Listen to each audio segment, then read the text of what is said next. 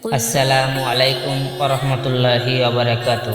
আজকে এমন একটি হাদিস নিয়ে এসেছি যা শুনলে আপনি হয়তো মনে মনে ভাববেন এই হাদিস কখনোই শুনিনি। আবু সুফিয়ান ইবনু হরব তাকে বলেছেন, রাজা হিরাকিয়াস একদা তার নিকট লোক প্রেরণ করলেন। তিনি তখন ব্যবসায় উপলক্ষে কুরাইশদের কাফেলায় সিরিয়ায় ছিলেন। আল্লাহ রাসূল সাল্লাল্লাহু আলাইহি ওয়াসাল্লাম সে সময় আবু সুফিয়ান ও কুরাইশদের সঙ্গে নির্দিষ্ট সময়ের জন্য ছিলেন। আবু সুফিয়ান তার সাথী সহ হিরাকিয়াসের নিকট আসলেন এবং ডাকলেন। অতঃপর জিজ্ঞাসা করলেন, এই যে ব্যক্তি নিজেকে নবী বলে দাবি করে, তোমাদের মাঝে বংশের দিক হতে তার সবচেয়ে নিকটবর্তী কে আছে? আবু সুফিয়ান বললেন, আমি বললাম, বংশের দিক দিয়ে আমি তার নিকটবর্তী। তিনি বললেন, তাকে আমার অতি নিকট করো এবং তার সাথীদেরকেও তার পেছনে বসিয়ে দাও। অতঃপর তারা বললেন, তাদের বলে দাও, আমি এর নিকট সেই ব্যক্তির সম্পর্কে কিছু জিজ্ঞাসা করব। যদি সে আমার নিকট মিথ্যা বলে, তখন সে সঙ্গে সঙ্গে তোমরা তাকে মিথ্যুক বলে দাবি করবে।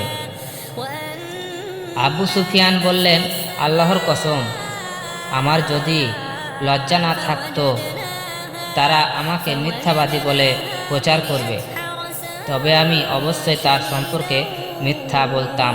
অতঃপর তিনি সর্বপ্রথম আমাকে যে প্রশ্ন করলেন তা হলো বংশমর্যাদার দিক দিয়ে তোমাদের মধ্যে সে কী রূপ ছিল? আমি বললাম, তিনি আমাদের মধ্যে খুব শান্ত ছিলেন। তিনি বললেন, তোমাদের মধ্যে এর পূর্বে আর কখনো কি কেউ এরূপ কথা বলেছে? আমি বললাম, না। তিনি বললেন, তার পূর্বপুরুষের মধ্যে কেউ কি বাদশাহ ছিলেন? আমি বললাম, না। তিনি বললেন, সমস্ত মর্যাদাবান শ্রেণী লোকের দ্বার অনুসরণ করে নাকি দুর্বল লোকেরা করে? আমি বললাম, দুর্বল লোকেরা করে। তিনি বললেন, তাদের সংখ্যা কি বাড়ছে না কমছে? আমি বললাম, তারা বেড়েই চলে যাচ্ছে। তিনি বললেন, তার ধর্মে ঢুকে কেউ কি অসন্তুষ্ট হয়ে তাকে ত্যাগ করেছে? আমি বললাম, না। তিনি বললেন, তার দাবির পূর্বে তোমরা কি কখনো তাকে মিথ্যার অভিযুক্ত করেছ? আমি বললাম, না। তিনি বললেন, তিনি কি ছন্দভঙ্গ করেন? আমি বললাম, না। তবে আমরা তার সঙ্গে একটি নিদর্শন সময়ের ছন্দ অবতীর্ণ করছি, জানি না এর মধ্যে তিনি কি করবেন। আবু সুফিয়ান বলেন, এ কথাটি ব্যতীত নিজের পক্ষ হতে আর কোনো কথা যোগ্য করার সুযোগই আমি পাইনি। তিনি বললেন, তোমরা তার সঙ্গে কখনো যুদ্ধ করেছ? আমি বললাম, হ্যাঁ। তিনি বললেন, তার সঙ্গে তোমরা যুদ্ধের পরিণাম কি হয়েছে? আমি বললাম, তার ও আমাদের মধ্যে যুদ্ধের ফলাফল কুকুরের বাতিল নেয়, কখনো তার পক্ষে যায়, আবার কখনো আমাদের পক্ষে আসেন। তিনি বলেন, তিনি আমাদের কিসের আদেশ দেন? আমি বললাম, তিনি বলেন, তোমরা এক আল্লাহর ইবাদত করো এবং তার সঙ্গে কখনো কিছু অংশীদার সম্ভক্ত করো না, এবং তোমাদের পূর্বপুরুষ যা বলে তা ত্যাগ করো। আর তিনি আমাদের সালাত আদায় সত্য বলার চরিত্রটি শিখিয়েছেন এবং আদর্শের সঙ্গে সৎ আচরণ করা নির্দেশ দেন। অতঃপর তিনি বললেন, তুমি তাকে বলো, আমি তোমার নিকট তার বংশ সম্পর্কে জিজ্ঞাসা করেছি। তুমি তার জবাবে উল্লেখ করেছ যে তিনি তোমাদের মধ্যে সন্ত্রাস বংশের প্রত্যেক রসুলগণকে তাদের কওমের উচ্চ বংশে পাঠানো হয়ে থাকে। তাকে জিজ্ঞাসা করেছ, এ কথা তোমাদের মধ্যে ইতিপূর্বে আর কেউ বলেছে কিনা?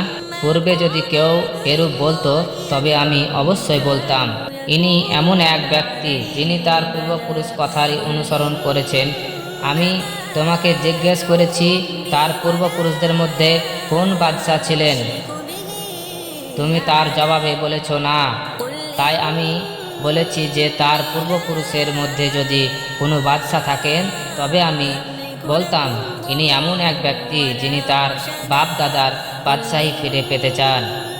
আমি তোমাকে জিজ্ঞেস করেছি, এর পূর্বে কখনো তোমরা তাকে মিথ্যার অভিযোগে অভিযুক্ত করেছ কি না? তুমি বলেছ না। এতে আমি বুঝলাম এমনটি হতে পারে না যে কেউ মানুষের ব্যাপারে মিথ্যা পরিত্যাগ করবে আর আল্লাহর ব্যাপারে মিথ্যা বলবে। আমি তোমাকে জিজ্ঞেস করেছি, সন্ত্রাস লোক তার অনুসরণ করে না। তুমি বলেছ সাধারণ লোকে তার অনুসরণ করে, আর বাস্তবেও এই শ্রেণীর লোকেরাই হন রসুলগণের অনুসারী।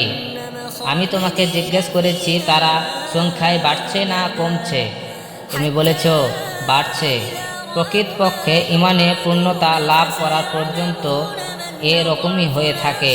আমি তোমাকে জিজ্ঞেস করেছি, তার দিনে প্রবেশ করে কেউ কি অসন্তুষ্ট হয়ে ত্যাগ করে? তুমি বলেছ না। ইমানের নিকটায় অন্তরের সঙ্গে মিশে গেলে ইমান এইরূপই হয়। আমি তোমাকে জিজ্ঞেস করেছি, তিনি সন্দেহ ভঙ্গ করে কিনা? তুমি বলেছ না। প্রকৃতপক্ষে রসুলগণ এইরূপই ছন্দভঙ্গ করে না। আমি তোমাকে জিজ্ঞেস করেছি, তিনি তোমাদের কিসের আদেশ দেন? তুমি বলেছ, তিনি আমাদের এক আল্লাহর বান্দাগি করা ও তার সঙ্গে অন্য কিছুর অংশীদার স্থাপন না করার নির্দেশ দেন। তিনি তোমাদের নির্দেশ করেন মূর্তি পূজা করতে, আর তোমাদের আদেশ করেন সালাত আদায় করতে, সত্য বলতে ও সচ্চরিত্র থাকতে। তুমি যা বলেছ তা যদি সত্যি হয়, তবে শিগগিরই তিনি আমার দু পায়ের নিচে জায়গার অধিকারী হবেন, তার অভিভাবক হবে, কিন্তু তিনি যে তোমাদের মধ্যে হতে হবে এ কথা ভাবতে পারিনি। যদি জানতাম আমি তার নিকট পৌঁছতে পারবো, আর আমি যদি তার নিকট থাকতাম, তবে অবশ্যই তার দুখানা পা ধৌত করে দিতাম। অতঃপর তিনি আল্লাহ রাসূল সাল্লাল্লাহু আলাইহি ওয়াসাল্লাম এর সেই পাত্রখানি আনার নির্দেশ দিলেন, যা তিনি দিহাইতুল কালাবি রাদিয়াল্লাহু তাআলা আনহুকে দিয়ে বসার সাক্ষ্যের মাধ্যমে হিরাকিয়াসের নিকট প্রেরণ করেছিলেন।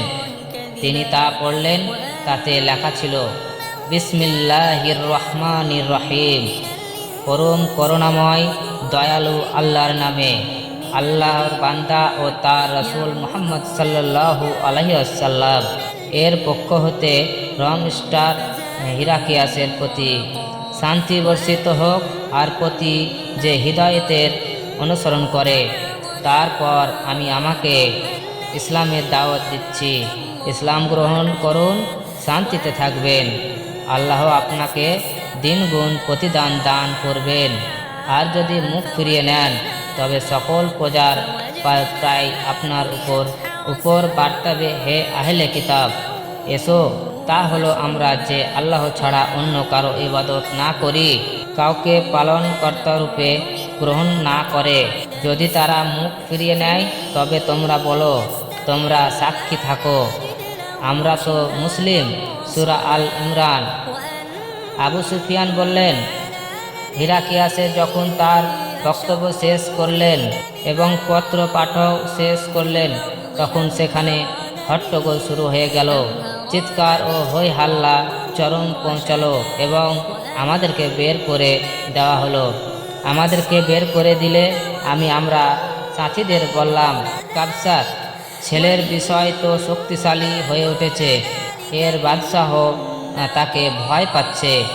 তখন থেকে আমি বিশ্বাস রাখতাম তিনি শীঘ্রই জয় হবেন। অবশেষে আল্লাহ তাআলা আমাকে ইসলাম গ্রহণের তৌফিক দান করেন। ইবন নাতুর ছিলেন জেরুজালেমের শাসকর্তা এবং হিরাকিয়াসের বন্ধু খ্রিস্টানদের প্রার্থী।